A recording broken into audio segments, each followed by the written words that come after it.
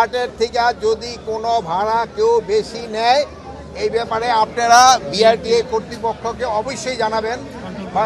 এখানে control room রয়ে গেছে, আমাদের পুলিশের কন্ট্রোল রুম রয়ে গেছে। কিন্তু আমি এই পর্যন্ত ইন্সপেকশন করে যা দেখলাম ভাড়া আপনারাও দেখছেন সবাই, মানে নির্ধারিত যে ভাড়া আছে ওই ভাড়াই কিন্তু সবাই এখনও যাচ্ছে।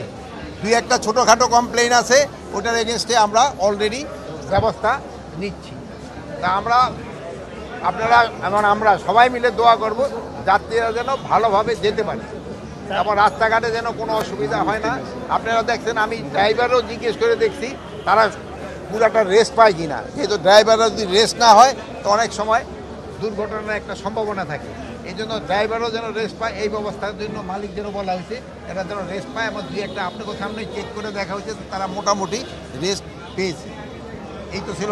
এবার ওভারঅল ঈদ যাত্রাকে কিভাবে মূল্যায়ন করবেন? আমরা গত কয়েকদিন দেখছি যেভাবে কিছু কিছু অভিযোগ থাকলেও সব মিলে যারা সন্তুষ্টি প্রকাশ করেছে, স্বস্তি প্রকাশ করেছেন, সব মিলে সরকারের কী উদ্যোগ ছিল? আপনারা এই সরকারের উদ্যোগ ছিল দেখেই তো আপনি যে বললেন যে লোকজন এই স্বস্তিতে যেতে পারছে। একে সরকারের ব্যবস্থাপনা ছিল দেখেই কিন্তু এই স্বস্তিতে হচ্ছে। এই যে আমরা চেষ্টা করতেছি পুরাটা ঈদে এরা যেন আল্লাহ লোকেরা ভালোভাবে যেতে পারে এবং তারা আবার যেন ভালোভাবে ফিরে আসতে পারে, এই আল্লাহর কাছে আমরা দোয়া করি।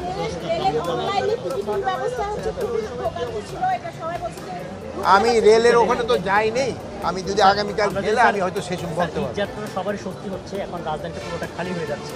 এই খালি রাজধানীতে আমরা জানি যে আইন শৃঙ্খলার যে একটা ছিনতাইগিরি তৎপরতা বেড়ে যায়, এটার জন্য আপনারা কোনো প্রকার এই জন্য তো আমি আগেই বলছি, স্বরাষ্ট্র মন্ত্রণালয় থেকে কিন্তু আগেই বলানো হয়েছে যে সবাই ছুটি ভোগ করতেছে, কিন্তু আমার পুলিশ কিন্তু সশস্ত্র বাহিনী, পুলিশ, বিজিবি, আনসার এরা কিন্তু কেউ ছুটিতে যাচ্ছে না।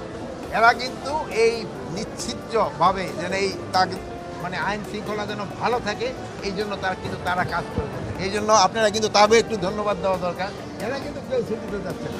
এরা আপনারা যেন ভালোভাবে যেতে পারেন, আপনার বাসা বাড়ি যেন রক্ষিত থাকে এই জন্য সব ধরনের ব্যবস্থা নেওয়া।